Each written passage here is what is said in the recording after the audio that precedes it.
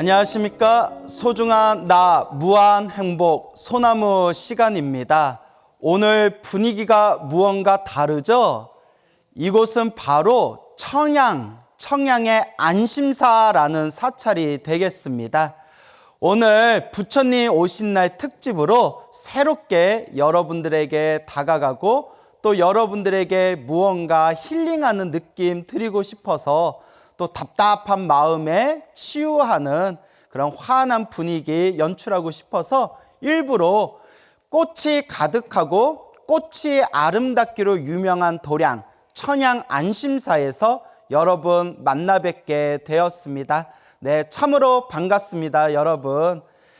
그리고 지금 이 청양 안심사에서 코로나 반역 수칙을 철저하게 준수해서 지금 촬영이 안전하게 이루어지고 있다는 것을 밝혀드리는 바입니다.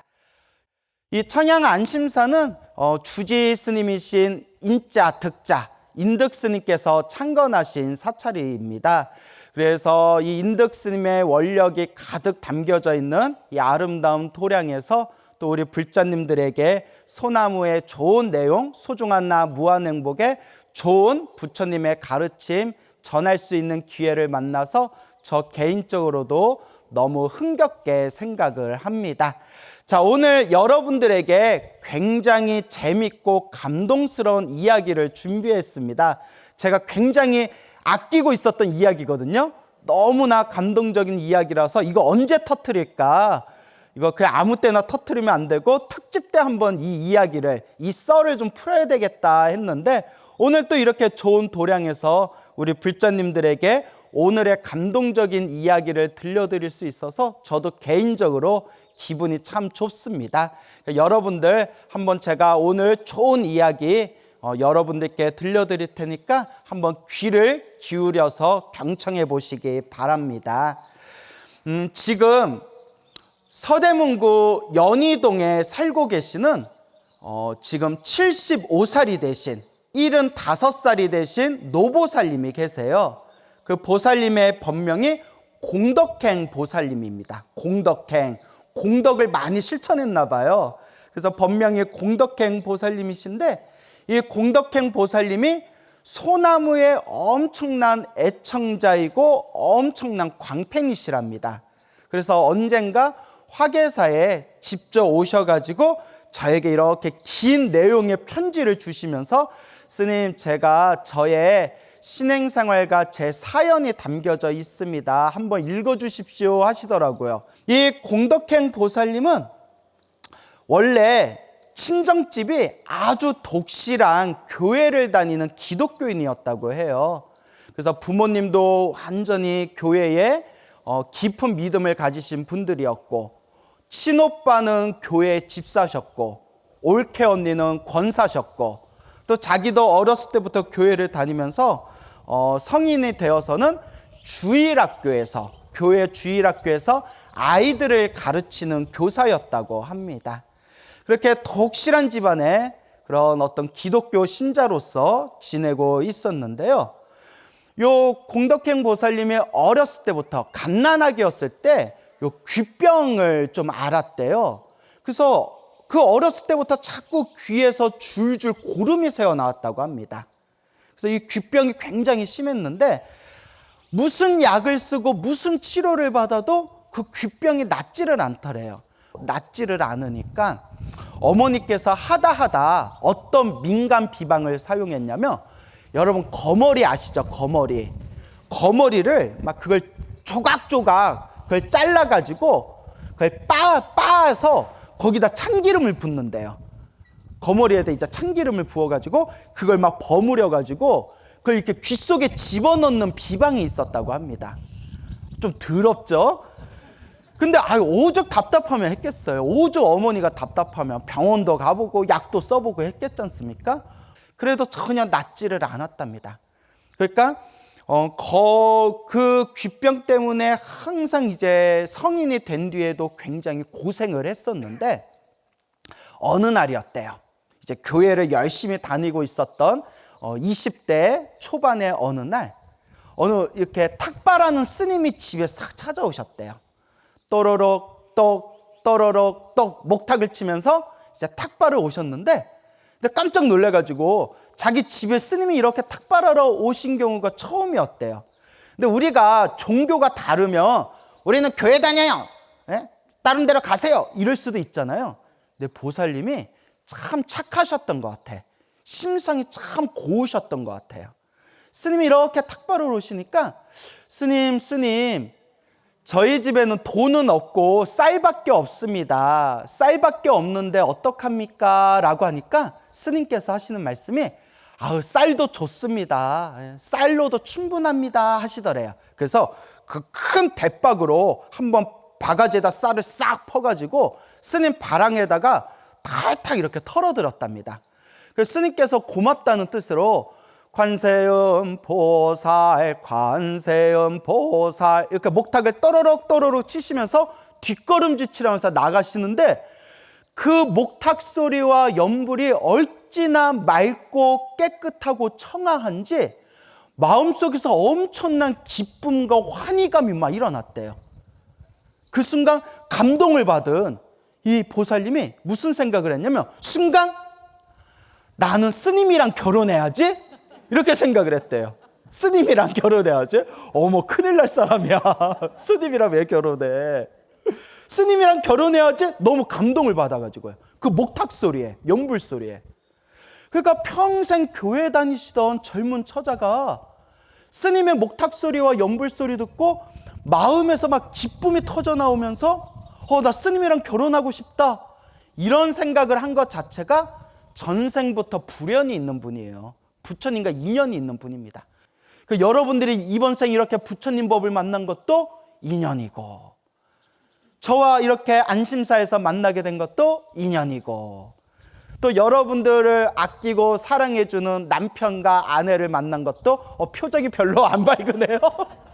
예? 그것도 인연이고, 예. 다 이 모든 만남과 헤어짐이 다 인연법입니다.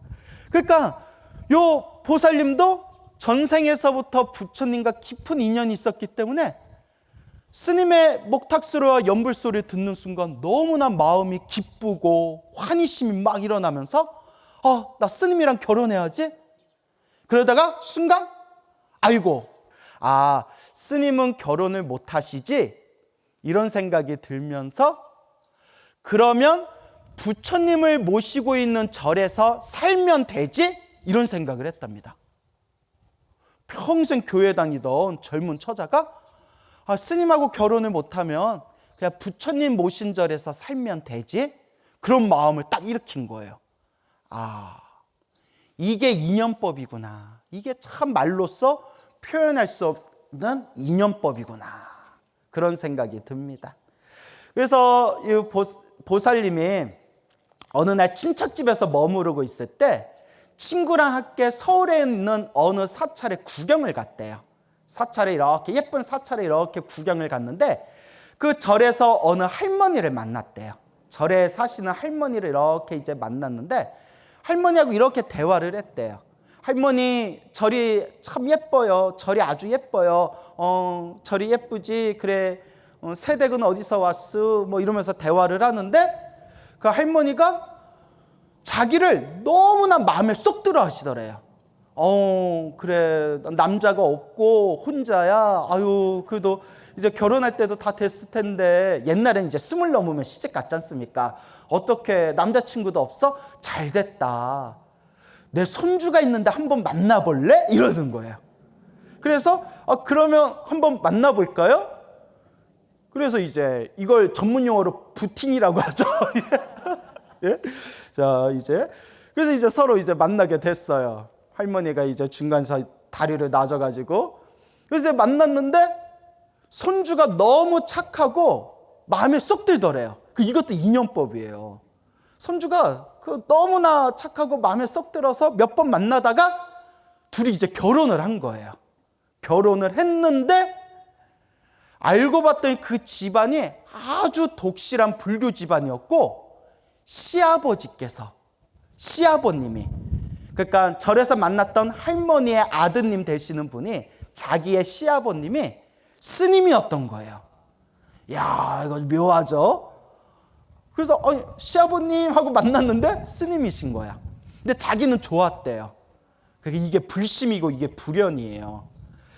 그래서 이제 스님이신 그 시아버님의 그 아주 오랫동안 불교를 믿는 독실한 불교 집안에 평생 교회 다녔던 아가씨가 시집을 가게 된 겁니다.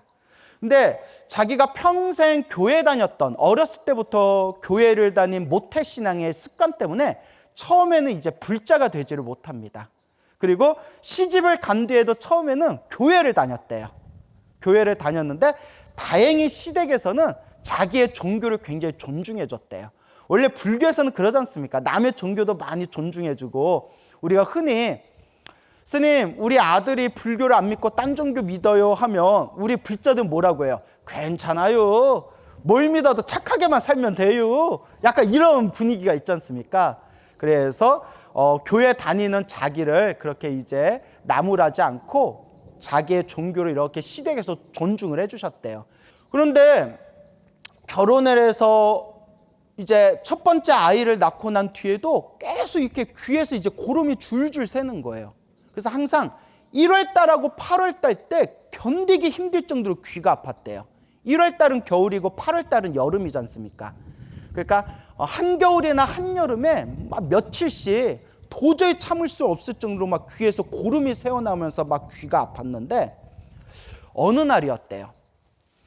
첫 번째 아이를 낳고 나서, 아들을 낳고 나서 장남이 3살이 되었을 때 이 보살님이 26살이었대요. 그러니까 23살에 첫 아이를 낳았겠죠. 26살이었을 때 이 보살님이 하늘에서 소나기가 두두두두두두두 떨어져가지고 소나기 내리네?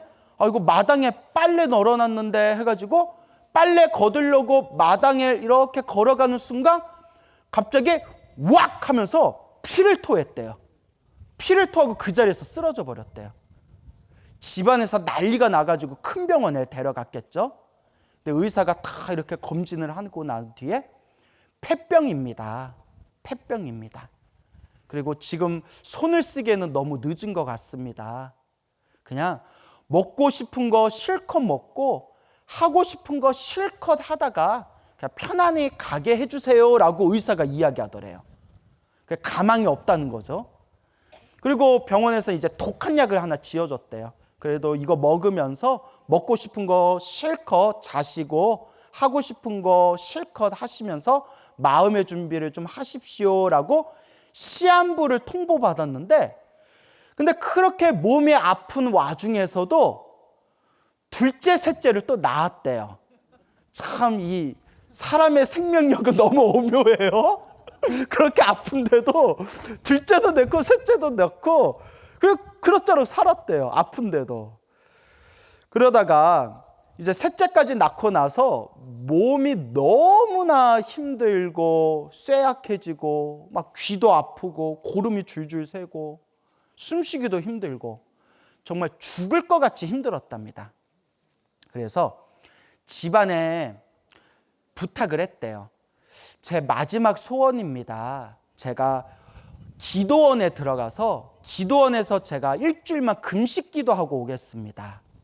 사람이 너무 힘들고 괴로우면 마지막에는 신앙에 의지하지 않습니까? 근데 이분은 어렸을 때부터 자신이 믿었던 종교가 따로 있었기 때문에 이제 시댁에 부탁을 한 거예요. 제가 따로 기도원에 가서 기도 좀 하고 오겠습니다. 시댁에서는 이렇게 허락을 해줬대요. 네 소원이면 해야지. 누구에게 기도하든 네 병이 제발 나았으면 좋겠다. 그래서 저 지방에 있는 유명한 기도원에 가가지고 요 보살님이 또 독한 데가 있었나 봐요. 일주일 동안 물 한 방울 마시지 않고 일주일 동안 7일 금식 기도에 들어갔대요.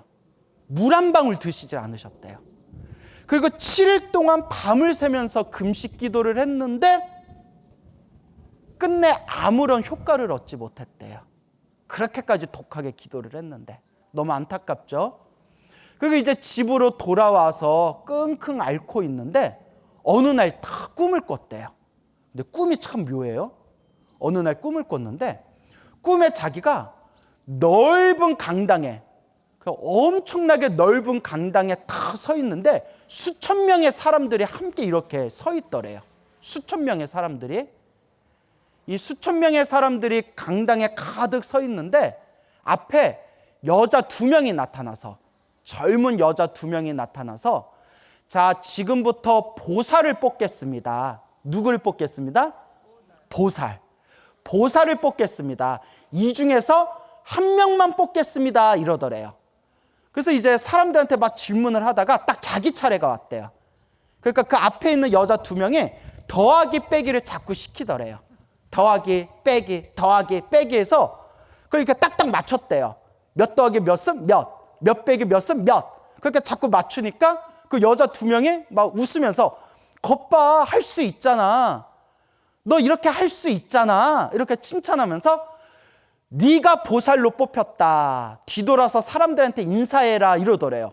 그래서 내가 보살? 뭐 이러면서 뒤돌아서 사람들에게 딱 인사하고 고개를 딱 들었더니 그 강당에 수많은 사람들이 흔적도 없이 사라지고 그 넓은 강당에 자기만 혼자 딱 서 있더래요.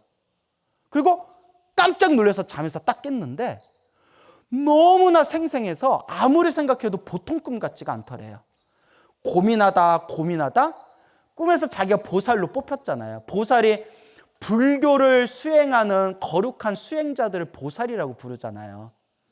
그래서 시아버지를 찾아갑니다. 스님이신 시아버지를 찾아가서 이제 꿈 얘기를 하면서 아버님, 제가 이제부터 불자가 되겠습니다. 제가 이제부터 부처님을 의지하겠습니다 하니까 시아버지께서 너무 기뻐하면서 그래 부처님이 너의 병을 반드시 치료해 주실 거다라고 그렇게 기뻐하면서 칭찬하셨대요. 근데 그때 귀에서 또 고름이 줄줄 새어나오면서 너무나 귀가 아프니까 이제 시아버님께서 이제 네가 이제 불자가 됐으니까, 네가 보살이 됐으니까 오직 부처님을 의지해서 기도해봐라 라고 이제 시아버지께서 권유를 합니다. 그래서 귀가 너무 아파서 집안에 하던 일들을 다 내려놓고 법당에 가서 기도만 했대요. 어찌나 귀가 아픈지 부처님 제 귀가 너무 아파요. 저 너무 아픕니다. 너무 힘들어요. 부처님 제발 저 귀 좀 안 아프게 해주세요 라고 한없이 기도를 올렸대요. 그렇게 한 달, 2달, 석 달이 딱 지났는데 고름이 안 나오더래요. 고름이. 그리고 점점 통증이 줄어들더니 귀가 안 아프더래요. 귀가 자연 치유가 된 거예요. 갓난아기 때부터 아팠던 귀가 부처님한테 기도하고 3개월 만에 그토록 자기를 괴롭혔던 귀병이 사라진 거예요. 이쯤 되면 사람이 안 믿을 수가 없어요. 아, 뭔가 있구나. 정말 부처님께서 나에게 힘을 주신 거구나. 나에게 가피를 주신 거구나. 그리고 시아버지를 찾아가서 시아버지, 제가 이제 부처님께 의지해서 기도를 하겠습니다. 제가 이제 아버님이 시키는 대로 하겠습니다. 오직 아버님의 뜻대로 하겠습니다 하니까 시아버님이 다 고개를 끄덕이면서 너무 기뻐하시면서 그래 부처님이 반드시 너를 도와주시고 너의 그 폐병까지 낫게 해주실 거다. 그러면서 며느리한테, 요 보살님한테 시아버지께서 관세음보살 보문품 책을 주셨대요. 관세음보살 보문품 아시죠? 관세음보살 보문품 책을 주시고 관세음보살 42수주를 가르쳐 주셨대요. 관세음보살 42가지 그 주문 아시죠? 예, 불자라면 다 아실 거예요. 관세음보살 보문품을 주시고 관세음보살 42수주 42가지의 그 주문, 진언이 적혀있는 종이를 주시면서 이 42가지 주문 중에서 네가 가장 필요한, 네가 가장 마음에 드는 주문을 선택해서 외워라 라고 이렇게 건네주시면서 시아버님이 이렇게 말씀하셨대요. 애기야, 너 아픈 거 내가 다 짊어지고 갈게. 시아버지가 이런 분이 어디 있어요. 애기야, 너의 그 병, 너의 그 아픈 거 내가 다 가져갈 테니까 너는 아무 걱정하지 말고 오직 부처님께 기도해라. 부처님이 도와주실 거다. 그리고 그날부터 계속 기도를 합니다. 하염없이 관세음보살, 관세음보살, 하염없이 법당에서 관세음보살을 마음으로 끊임없이 부르면서 42수주 진언을 외우면서 끊임없이 관세음보살님께 염불하고 한없이 기도를 올렸대요. 하염없이 눈물을 흘리면서 제발 이 병이 낫게 해주세요. 우리 아이들을 위해서라도 제가 조금만 더 살게 해주세요. 한없이 기도를 올리는데 그렇게 몇 개월이 지났을 때 생생한 꿈을 꿨대요. 첫 번째 꿈이 자기가 꿈속에서 관세음보살님 앞에서 기도하는데 관세음보살님 앞에 검은색 약병이 이렇게 있더래요. 검은색 약병이. 그래서 잠에서 딱 깼대요. 검은색 약병이 왜 그렇게 꿈에서 생생하게 보였을까? 그런데 며칠 후에 시아버지께서 약이라고 가져오셨는데 시아버지께서 가져오신 그 약이 꿈에서 봤던 약하고 똑같은 거예요. 그래서 일단 그걸 먹었대요. 그걸 이렇게 마셨대요. 그리고 또 계속 기도를 했는데 또 두 번째 꿈을 꿨는데 두 번째 꿈도 부처님 앞에 그 꿈에서 봤던 검은색 약병이 또 놓여져 있더래요. 첫 번째 꿈은 관세음보살님 앞에 검은색 약이 있었고 두 번째 꿈은 부처님 앞에 검은색 약병이 놓여져 있었는데 그 꿈을 깨고 나서 아니나 다를까 시아버님이 꿈에서 본 그 약병하고 똑같은 약을 가져와서 이걸 먹어라 라고 하셨대요.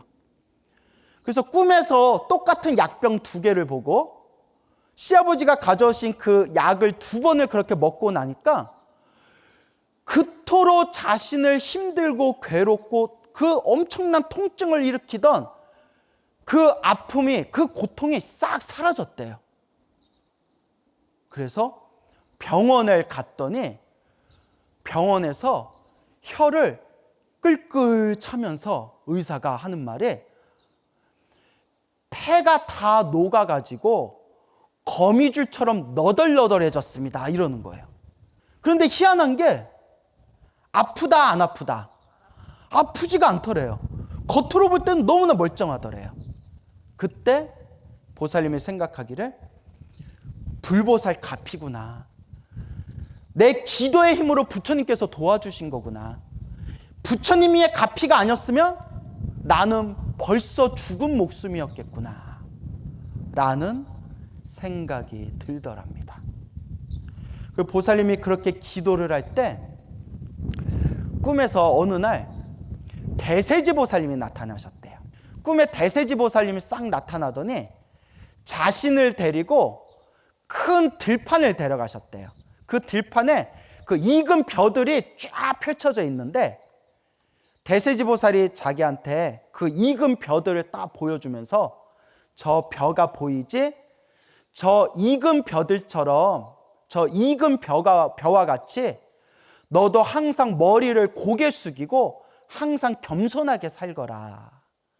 그리고 아무리 힘들고 괴로워도 다 내 탓이요 라고 생각하고 아무리 힘들고 괴로워도 꾹 참아라. 절대 자만하지 말고 겸손하게 아무리 힘들고 괴로워도 꿋꿋하게 버티면서 살아가렴이라고 그렇게 법문을 해주셨대요. 그게 엄청난 힘이 되셨답니다. 보살님이. 그래서 그와 같이 보살님이 부처님께 기도해서 귀병도 낫게 되고 또 비록 폐가 완전히 녹아가지고 거미줄처럼 너덜너덜해졌지만 일상생활하는데 큰 무리가 없고 더 이상 가슴에 통증이 느껴지지 않을 정도로 그렇게 이제 건강을 되찾게 됩니다. 그리고 그토록 의지하던 시아버님이 42살에 자기가 42살이었을 때 며느리인 자기가 42살이었을 때 세상을 떠나셨대요. 세상을 싹 떠나셨는데 시아버님이 세상을 떠나시고 자기가 46살이 되었을 때 큰 풍파가 생깁니다. 시아버님이 물려주셨던 집이 경매에 넘어가게 생긴 거예요. 도저히 방법이 없더래요. 이거 어떡하지? 이거 어떡하지? 그래서 믿을 건 뭐밖에 없다? 기도밖에 없다. 믿을 건 부처님과 기도밖에 없다. 여러분, 힘들고 괴롭고 답답할 때 마지막 결론은 수행밖에 없어요. 기도밖에 없습니다. 인간의 힘으로도 어떡할 수 없을 때 오로지 우리 불자가 의지할 수 있는 힘은 바로 불보살의 힘입니다. 왜 불보살님이라는 최고의 의지처를 두고 왜 불자들은 그렇게 전전긍긍하십니까? 도저히 어찌할 수 없는 인생의 낭떠러지와 같은 벽을 만나게 되었을 때 우리 불자의 유일한 희망은 기도요, 불보살에 대한 가피입니다. 그래서 보살님이 기도를 시작합니다. 하루에 10,000배씩 천일기도를 들어갔대요. 하루에 10,000배, 3,000배도 아니고 밥 먹고 잠자는 시간 빼고는 오로지 절만한 거예요. 그러니까 법당에서 하염없이 울면서 절을 했대요. 끊임없이 하염없이 눈물을 흘리면서 울면서 절을 올리면서 그렇게 몇 날 며칠의 시간이 지났을 때 절하다가 기도하다가 울다가 지쳐서 쓰러졌대요. 법당에서 쓰러졌는데 눈앞이 환하더래요. 눈앞에 불빛이 켜진 것처럼 환하더랍니다. 뭐지 하고 봤더니 하늘이 뻥 뚫렸는데 하늘에 5만 가지 집들이 펼쳐져 있더래요. 집들이 수많은 기와집, 초가집, 양철집, 벽돌집 수많은 집들이 펼쳐져 있고 집들 사이사이에 아름다운 벚꽃이 화려하게 피어 있고 그 가운데 사람들이 막 이렇게 분주하게 다니더래요. 그 모습을 보면서 그 수많은 하늘에 펼쳐진 집들을 보면서 부처님, 저렇게 하늘에 집들이 많은데 제 집은 어떡합니까?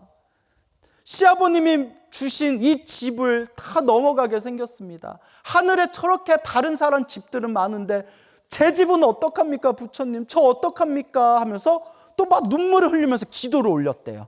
그 하늘의 집들을 보면서. 그때 하늘에서 이렇게 계단이 내려오더래요. 계단이 내려오더래요. 그 계단 타고 올라가면 죽는 거예요, 여러분. 계단이 이렇게 내려오더래요. 천국의 계단인가 봐요. 그래서 그렇다고 이제 보살이 올라가지는 않고 계단이 이렇게 두두두두 계단이 내려오는데 거기서 예쁘게 생긴 여자 2명이 싹 내려오더래요. 여자 2명이 싹 내려오더니 생생하게 자기 앞을 싹 스쳐가더래요. 여자 2명이 자기 눈앞을 싹 스쳐가는 순간 눈앞에 딱 하고 큰 기와집 하나가 짠 하고 나타나더래요. 보살님 눈앞에. 놀래가지고 에그머니나 이게 뭐야? 에그머니나 하고 뒷걸음질 치다가 딱 정신을 차려봤더니 꿈이었던 거예요. 꿈. 생생한 꿈을. 법당에서 울면서 기도하다가 꿈을 꾼 거예요. 근데 너무나 기분이 좋더래요. 뭐지? 이미 눈치를 채셨겠지만 아니나 다를까. 그 꿈을 꾸고 나서 너무나 기적같이 그리고 너무나 우연히 그 경매가 잘 마무리돼가지고 집을 지킬 수가 있었대요. 너무나 기적같이. 근데 더 놀라운 게 보살님이 46살에 그 꿈을 꾸고 나서 그 뒤로는 큰 풍파 없이 아이들 잘 키우면서 지내오게 되었는데 지금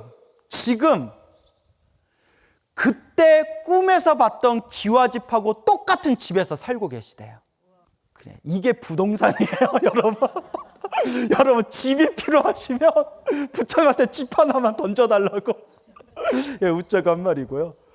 그때 꿈에서 봤던 기와집하고 똑같은 집에서 지금 살고 계시대요. 여러분 이걸 우리가 어떻게 과학으로 설명할 수 있겠어요? 인간의 생각으로 인간의 의식으로 헤아릴 수 없는 이 묘한 가피의 힘을 어떻게 중생의 아르마리로서 그걸 다 헤아릴 수가 있겠습니까? 그래서 경전에서는 불보살님의 이 위대한 힘을, 이 위력을 불가사의다라고 표현해요. 불가사의. 생각으로 헤아릴 수가 없다. 중생은 생각으로 헤아릴 수가 없는 세계가 불보살의 위력입니다. 힘들고 괴롭고 답답할 때 여러분 울지 마세요. 막 인생 괴롭다고 한탄하지 마세요. 차라리 울 시간에, 인생 괴롭다고 한탄할 시간에 뭐라도 한 번 더 해라. 관세음보살을 염불 하시고 한 번이라도 부처님께 절을 하고 한 번이라도 부처님의 경전을 사경하고 그렇게 기도를 해보세요. 정말 불보살님의 힘은 너무나 놀랍기 그지없습니다. 그래서 이 보살님은 이와 같이 목숨을 걸고 기도하면서 숱한 가피를 경험을 하셨다고 합니다. 근데 그것을 다 일일이 표현하면 책 한 권으로도 모자라서 그나마 몇 가지 중요한 내용을 편지로 써서 저에게 주셨는데 편지도 좀 길어요. 그래서 제가 너무나 이 내용이 감동적이고 너무나 제 자신도 막 믿음에 솟구쳐서 이 좋은 얘기를 꼭 불자님들에게 들려드리고 싶다. 정말 불보살 가피가 있구나 라는 것을 우리 불자들에게 꼭 전하고 싶다라는 생각이 들었습니다. 보살님이 지금 75이신데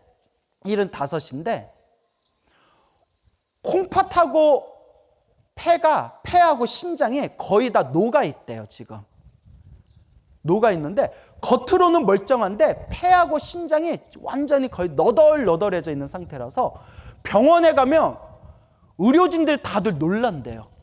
어떻게 이 몸으로 지금 걸어 다니시냐고, 이 몸으로 어떻게 움직이시냐고. 병원에서도 기적이라고 한대. 기적이라고. 그런데 아무리 생각해도 자기가 이렇게라도 몸을 건사할 수 있는 게 기도의 힘이었고 불보살의 가피였다. 이 공덕행 보살님이 그 폐병을 치유하기 위해서 한없이 부처님한테 기도할 때 뭐라고 소원을 빌었냐면 장남이, 첫 아들이 20살 될 때까지만 살게 해주세요라고 기도했대요. 몇 살 될 때까지만? 20살 될 때까지만 저 살게 해주세요라고 기도를 올렸다고 합니다. 왜냐? 아무리 봐도 자기가 오래 살 수는 없을 것 같은데 아들을 셋이나 낳았는데 아니 그 몸이 안 좋으신데도 어째 그렇게 잘 나오셨어? 그것도 인연법인가? 아들을 셋이나 낳았는데 그 어린 아들들을 두고 떠나려니까 눈이 안 감아질 것 같다라는 거예요. 근데 장남이 20살 성인이 되면 그래도 장남이 동생들 뒷바라지는 해주겠지라는 그런 안도감에 자기가 편히 떠날 수 있을 것 같더라. 그래서 부처님한테 부처님 우리 큰아들이 딱 20살 될 때까지만 살게 해주세요. 큰아들이 20살 되는 순간 부처님이 나타나셔서 자 어서 가자라고 하면 아무 군말 없이 따라가겠습니다. 20살까지만 제가 우리 큰아들 20살까지만 살게 해주세요 라고 했는데 보살님이 하시는 말씀이 스님 제 나이가 벌써 75입니다. 제가 부처님께 소원을 빌었던 것보다 몇 배는 더 살고 있는 것 같습니다. 부처님 감사합니다. 부처님 감사합니다. 부처님이 아니면 제가 어떻게 이런 복을 누릴 수 있겠습니까? 라고 눈물을 글썽거리시더라고요. 그리고 더 놀라운 게 요 보살님이 처음에 스님이란 분을 만나서 스님에게 탁발을 했을 때 목탁 소리와 관세음보살 소리를 들으면서 나 누구랑 결혼해야지? 스님이랑 결혼해야지 하다가 아유 스님은 결혼 못하지? 라고 했다고 했잖아요. 대박. 결국 스님하고 결혼을 못하니까 남편을 스님으로 만들었어. 예. 남편을 스님으로 출가시키셨대요. 스님이셨던 시아버지의 유언이셨대요. 우리 집안에 너의 남편이 네 남편이 스님이 돼야 된다. 스님이 되어야 될 사람이다. 지금은 아직 인연이 닿지 않았는데 네가 네 남편을 좋은 길로 이 부처님의 길로 꼭 네가 인도해 주길 바란다 라고 살아생전 돌아가시기 전에 그렇게 유언처럼 남기셨답니다. 하염없이 부처님께 기도 올리면서 부처님 우리 남편 부처님 제자 되게 해주십시오 라고 기도하면서 남편한테 설득을 했대요. 스님, 머리 깎고 스님 됩시다. 아유, 머리 깎고 스님 되세요. 당신은 설득이라고 했지만 내가 딱 들어보니까 이건 잔소리야, 잔소리. 예? 그래서 남편을 출가 수행자로, 스님으로 출가를 시켰는데, 더 놀라운 거는 1+1, 1+2. 첫째 아들, 둘째 아들까지 다 출가시켰대요. 예, 정말 대단한 분이 아닐 수 없습니다. 스님이 된 남편과 스님이 된 두 아들이 함께 모여서 부처님께 기도 올리는 모습을 보면 그렇게 눈물이 나고 울컥거리고 그렇게 한없는 크나큰 환희심과 기쁨을 느끼시면서 나는 더 이상 여한이 없다. 나는 더 이상 여한이 없다. 그저 내 마지막 원력이 있다면 세세생생 태어날 때마다 부처님 은혜 갖는 것이다 라고 말씀을 하십니다. 정말 대단하죠. 요 보살님이 얼마 전에 꿈을 꾸셨대요. 꿈에 평소에 스승처럼 꿈속에서 가르침을 주시던 대세지 보살님이 나타나셔서 대세지 보살님이 가이드가 되셔서 여행 가이드, 안내 가이드가 되셔서 자기를 이렇게 껴안고 하늘나라로 올라가시더니 우주의 별나라, 달나라, 은하수를 다 구경시켜 주셨대요. 살아생전에 그렇게 아름다운 곳은 처음 봤대요. 구석구석 그 짧은 꿈 안에서 구석구석 온 우주의 아름다운 곳을 다 구경시켜 주셨대요. 제가 그걸 딱 이렇게 보는 순간 아마 천상세계를 구경하신 것 같아요. 그 경전에 봐도 그런 내용이 나와요. 이게 다 없는 내용이 아니에요. 대세지 보살님이 구석구석 다 자기를 여행 가이드처럼 안내해 주시는데 마치 보살님 느낌이 대세지 보살님이 마지막 선물을 주신 것 같은 느낌이 싹 들더래요. 아, 나 평생 고생하고 평생 기도했다고 나에게 선물 주시는가 보구나. 그리고 이 얘기는 제 입으로 이야기하기가 부끄러운데 그냥 한번 웃고 넘어가 주세요. 꿈에서 대세지 보살님이 이러시더래요. 얘야, 너의 그 사연을 광우 스님에게 보내면 어떻겠니? 이러시더래요. 그래서 제가 물론 그냥 꿈이니까 꿈은 집착하면 안 되지만 그냥 웃고 넘어가야 되지만 그냥 제가 혼자 흐뭇하게 무슨 생각했냐면 우리 소나무의 명성이 대세지 보살에까지 알려졌구나. 네, 대세지 보살님이 너의 그 이야기를 광우 스님한테 보내면 어떻겠니? 라고 꿈에서 대세지 보살님이 권유를 하시더래요. 그래서 아주 예쁜 글씨로 정성스럽게 편지를 써서 저한테 화계사에 직접 가져오셨습니다. 그리고 만나뵐 때도 참 보통 분이 아니다 생각을 했지만 나중에 정말 너무 겸손하시더라고요. 나중에 제 방 안에서 편지를 딱 보면서 엄청난 제 감동을 느꼈습니다. 나보다 더 스님답다. 부끄럽지만 나보다 더 진짜 부처님 제자답다라는 생각이 들었습니다. 어때요? 오늘 이 어느 불자님의 이 아름다운 이야기 재밌으셨어요? 이야기를 하면서도 제가 감동이 느껴집니다. 이렇게 보이지 않는 곳에 너무나 훌륭한 불자님들이 많으신 것 같아요. 이렇게 보이지 않는 곳에 오로지 불심으로 충만하신 이 불자님들 덕분에 그래도 오늘날 이 한국 불교가 유지되고 지탱되고 있다는 느낌이 듭니다. 여러분, 항상 제가 불자님들에게 마지막으로 드리는 이야기가 있습니다. 좋은 일도 나쁜 일도 누가 지은 업이다? 내가 지은 업이다. 행복도 불행도 철저히 내가 지은 업이다. 행복해지고 싶다면, 나의 불행을 소멸하고 싶다면 결국 누가 닦아야 된다? 내가 닦아야 된다. 기도하세요. 복을 지으세요. 가장 중요한 거, 마음을 잘 쓰세요. 이 세 가지를 꼭 명심하시기 바랍니다. 기도하세요. 복을 지으세요. 평소에 마음을 잘 쓰세요. 늘 불보살님의 가피가 여러분들과 함께 하실 겁니다. 여러분, 행복해지고 싶습니까? 행복한 삶을 창조하고 싶습니까? 복을 지으십시오. 선업을 지으십시오. 공덕을 쌓으십시오. 복과 선업과 공덕의 힘이 여러분들을 진정한 행복의 길로 이끌어 줄 것입니다. 여러분 성불하십시오.